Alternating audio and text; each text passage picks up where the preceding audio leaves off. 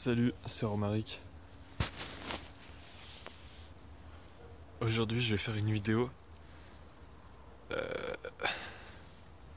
pour expliquer comment trouver sa place dans la nature. Donc, pour là, je suis dans la nature, enfin dans la demi-nature, parce que c'est cultivé à moitié. Derrière moi, c'est une parcelle qui est tondue. Alors, je pense que c'est cultivé, mais par contre, là,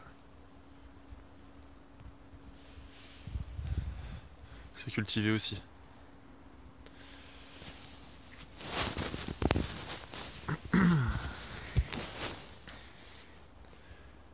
Pour trouver sa place dans la nature, il faut déjà être conscient que on fait partie nous-mêmes de la nature. Il n'y a pas une différence humain-nature. Il n'y a pas de différence civilisation-nature. Tout, tout ce qu'on fait euh, vient de la nature. On peut rajouter autant de couches de civilisation, de culture. On, on reste dans la nature. Parce que notre corps, il est naturel. Et que quand bien même on aurait des corps en métal, euh, comme des robots, et ben ça viendrait de la nature. Parce que les robots, ils sont pas fabriqués tout seuls. L'humain, il a été fabriqué à base d'un processus d'évolution long. Mais c'est pas parce que le processus d'évolution pour aller de l'humain au robot est court que c'est pas un processus d'évolution. Et l'évolution, elle vient bien à la base de formes de vie très très simples. Donc si un jour on devient des robots, bah on sera toujours une part de la nature. Et si on part dans l'espace, qu'on sort de la Terre, on sera toujours dans la nature, mais une nature à l'échelle vachement plus cosmique.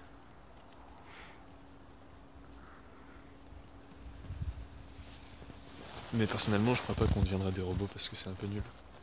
C'est trop compliqué. Je pense au contraire que on pimpera nos corps avec des trucs biologiques plutôt. Style la peau verte, pour faire de la photosynthèse et éviter de manger. Ou avoir une graisse qui retient vachement plus la chaleur, pour braver des conditions très froides. Ou peut-être des branchies même. Peut-être qu'on pourrait avoir des branchies dans les narines. Enfin, il y a plein de trucs à imaginer. Mais bon, comme c'est pas pour tout de suite, c'est pas très grave si on n'y pense pas pour l'instant. Mais bon, en vrai, les robots, c'est un peu nul parce qu'ils en fait, ça serait vachement plus long à mettre en place. Au début, on a l'impression que c'est plus facile, mais si par exemple on veut des robots, on veut être des robots.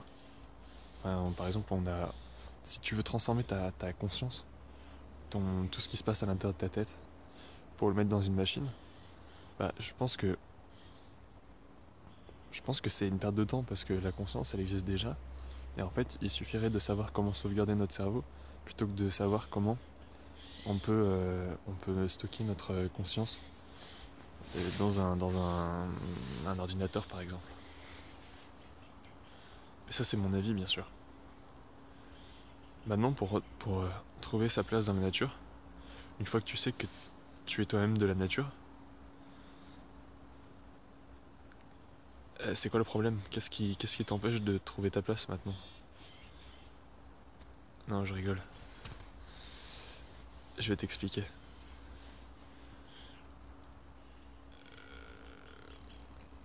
Tu vois, la nature, c'est un environnement qui est à la fois hostile et généreux.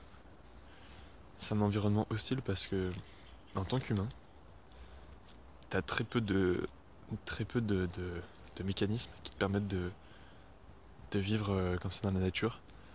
Par exemple, les sangliers, les cerfs, ils vivent même l'hiver dans la nature. Alors que toi, si t'étais tout nu comme eux, bah tu mourrais de froid.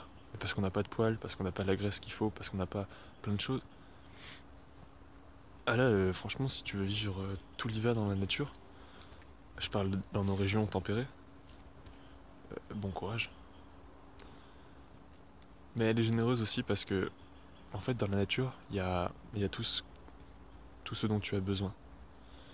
Il y a de la nourriture, il y a des abris, il y a aussi beaucoup de belles choses. Et ça, c'est assez important pour être notifié. Mais, mais en fait, il y a un truc qu'il faut que tu comprennes, c'est que la nature, elle est généreuse pour les chasseurs-cueilleurs. Un chasseur-cueilleur, il aurait pas de mal à se déplacer avec sa tribu et ses manteaux de fourrure pendant l'hiver et il trouverait du gibier, il trouverait des racines, il trouverait des arbres un peu congelés sur les arbres, non, des fruits congelés sur les arbres et ça lui suffirait en fait. Mais nous, comme on habite dans un environnement en fait, on est dans une concentration beaucoup plus dense, donc chasser et cueillir, ça rimerait en fait avec l'extinction de l'espèce, de toutes les espèces environnantes, végétales et animales, puis de la nôtre. Et tu te dis, mais comment ça se fait qu'on en soit. Non, alors je me pose une question là, plutôt que de dire que c'est toi qui te la poses, je la pose. Quand. Comment ça se fait que des chasseurs-cueilleurs arrivent à vivre dans.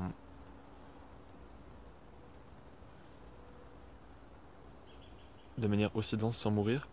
Bah, c'est grâce à l'agriculture et, et à l'élevage, etc.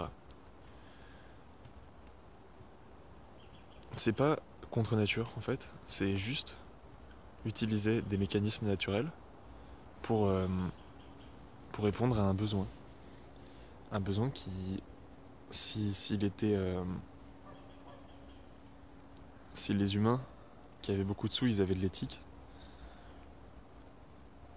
la production de nourriture, l'agriculture et l'élevage serait quelque chose de soutenable en fait.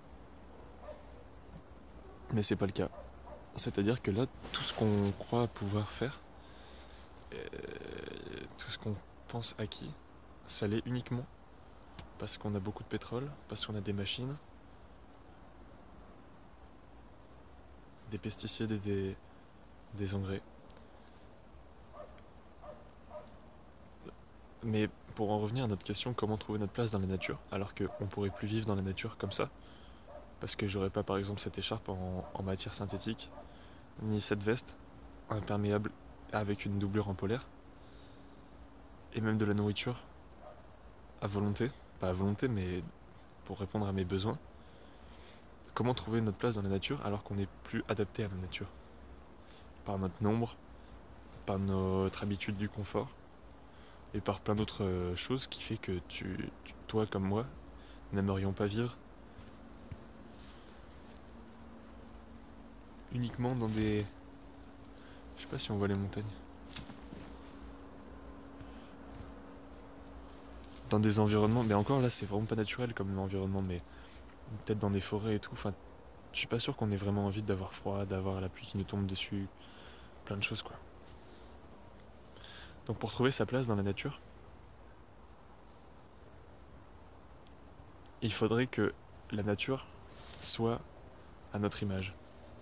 Et là, tu vas dire mais qu'est-ce que tu racontes? Et en toute honnêteté, tu aurais bien raison.